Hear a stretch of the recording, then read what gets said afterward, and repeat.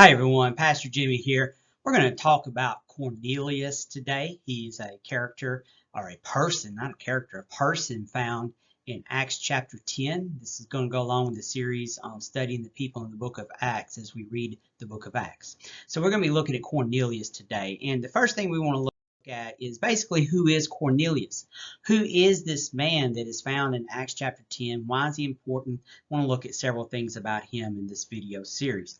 And to really see who Cornelius is, what we want to do first of all is we just want to look at what the Bible tells us. So what does the Bible tell us about who Cornelius really is? Look what it says in Acts chapter 10 verses 1 through 3. There was a certain man in Caesarea called Cornelius, a centurion of what was called the Italian regiment, a devout man and one who feared God with all his household, who gave alms generously to the people and prayed to God always. About the ninth hour of the day, he saw clearly in a vision an angel of God coming in and saying to him, Cornelius. So we want to see really who he is based on what the Bible tells us. So what does the Bible tell us about this man Cornelius? So what can we see about him in these first few verses of Acts chapter 10? Well, the first thing it tells us is that he's a centurion. Now, this gives us lots of information about him, just knowing that he's a centurion. So let me explain to you just for a moment a few things about Cornelius that we know. First of all, if he's a centurion, this was going to pretty much let us know that he is not a Jew. He is not a Jewish heritage. He is, as we're going to see in a minute, he's from a different heritage, but he's not a Jew. But what's more important about this, understanding that he's not a Jew, is the fact that this was going to limit him in what he could do in worship. We saw that he worshiped God. We saw this. But the Jewish people in that day, they did not see Gentiles being able to worship God without really stringent rules. And so what we see with Cornelius here is him not being a Jew limits his worship at the temple. He couldn't go very far in the temple at all. And it also limited his contact with Jewish people. If he was a Gentile and a Jewish man was to come into his house, that Jewish man would be considered unclean at the time.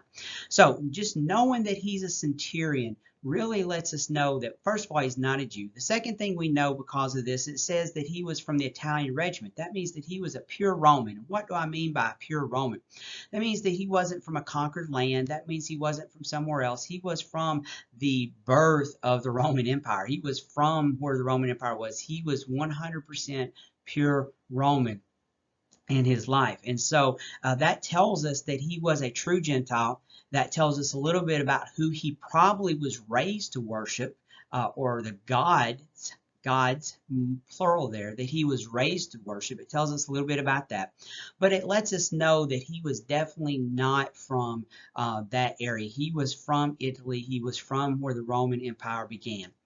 It says that he was a respected leader, or that he was a leader there. And so if he was a leader, a centurion of this, then he probably led up to about 1,000 men. And that means that he was very high ranking in the Roman army in that area. Well, that tells us a couple of things. That tells us, number one, that he was well respected, but it also tells us a little bit about what he was expected to worship.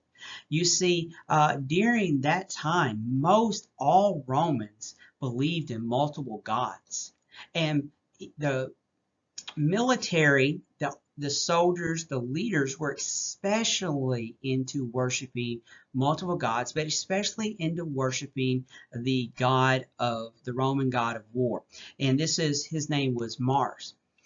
And to many soldiers, to many people in the army, if you didn't worship and honor this god, it was treason to some. They were very superstitious about their gods, and they believed that it was this god, Mars, that would give them victory. If they were not honored, if they were not placated, then it would mean defeat in battle. And so as these armies would travel, anywhere they went, the Roman army always had a portable shrine for these gods, but especially for Mars here. And they would worship and sacrifice to him. And so for us to see him as a worshiper of God was very unusual, since he was a centurion. So because he was a centurion, we can learn a lot about him and probably the way he was raised and what he would believe. The next thing the Bible describes about him is that he is a devout man. He is a devout man. The Greek word here means reverence, especially in actions. He was devoted to worship. He was devoted to service. And so we see that he was earnest and sincere. And this was really honestly unusual for a Roman in the land in those days. For a Roman person to be in the Jewish lands and to be described this way was very unusual in that way. But I want us to have a warning here, though.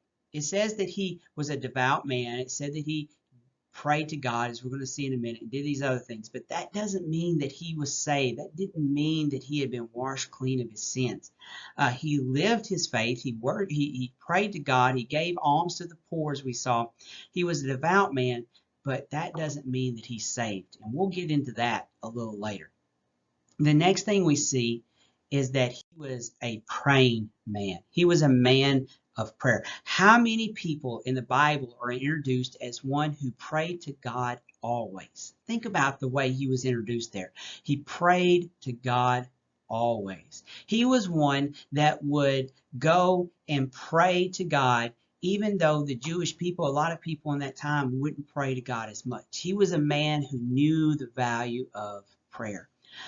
But one thing about him, because he was a centurion, because he was a Gentile, he was not welcomed by the Jews. The Jews wanted nothing to do with him. In the early church, a lot of the Jewish people thought that to be a Christian, you had to give up everything and become like a Jew to be a Christian. We know that's not true today. And we see in this chapter 10 that Peter was about ready to be introduced and receive this lesson that they didn't have to become Jews. But in that day, you had to go through and be a Jew to be a Christian. You couldn't go worship in the temple. There was a lot of things you couldn't do. And Cornelius had not found Christ at this point, but he was actively seeking God, even though he wasn't a Jewish person.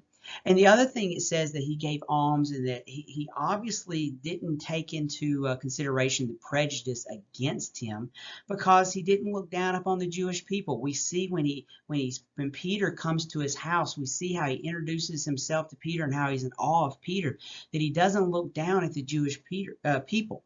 And so rather than being contemptuous of the Jewish people or the race or their customs, we see him showing respect. We see him showing courtesy. We see him wanting to know about their gods and ended up worshiping their gods because of that. And so Cornelius, if you really want to get down to who he is or who he was a believer and a worshiper of the Jewish God, of the God of the Jews. He abandoned, it appears, the gods of the Romans, and he submitted himself to God, the God of the Jews, as the one true God. He was a man who prayed. He was a devout man. And I believe that for us today to see this, it's hard for us to appreciate and understand what this means for Cornelius, a leader in the Roman army, a person there that was a Gentile that was coming and worshiping the God of the Jews. I don't think we understand the importance or the trouble that it could have caused him for worshiping God like this. But we see that he was no what I would call ordinary Roman centurion. He was a man that was actively seeking God. And we see in these last verses here that as he was actively seeking God, we see that God came to him. And I think it's important for us as we conclude this video on who is or who was Cornelius. It's important for us to understand that as we actively seek God, God will come to us. He says that an angel of the Lord came to him. Now, I'm not saying that angels come and visit you. But here's what I'm saying. If we actively seek God, God will come and be in our presence. God will come to us. God does not want to abandon us. God wants to love us. Even in our darkest hours when it seems that we cannot, that we don't need, that we can't come to him, in our darkest hours when it seems that he's not there, if we seek him, he is always there. We always pray that God's presence will be with us. But here's something that I've come to learn recently. God's presence is always there, but are we open to God's presence? Do we let God's presence into our lives? Cornelius actively sought God. He actively sought the presence of God, and God came into his life. And that's what you and I can learn one lesson we can learn today is that we need to actively seek God, and as we do, He will come to us. Even a Gentile Roman leader, centurion, ever how you want to look at it, as Cornelius was, God came to him, and it changed the world, as we'll see later.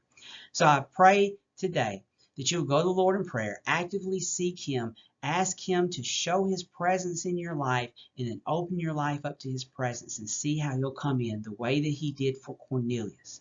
Cornelius was a Gentile. He was one who probably was raised worshiping other gods. He saw that God was the one true God, spent his time seeking Him, and God came to him. And God will come to you today also. So spend some time in prayer with Him today and ask Him to actively come into your life as you actively seek Him.